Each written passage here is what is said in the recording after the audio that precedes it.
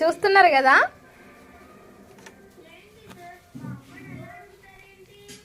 ఇది ఏ మోస్తరునైనా మీకు బూరెల లెక్క అనిపిస్తుందా? చపాతీ కొంచెం లావుగా వేసుకుంటే ఎట్లుంటుంది అట్లుంది కదా,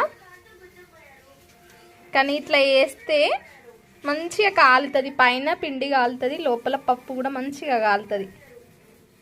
ఎంత తక్కువ లేయర్ అంటే మస్తు తక్కువ లేయర్ ఉంటుంది పిండి క్వాంటిటీ.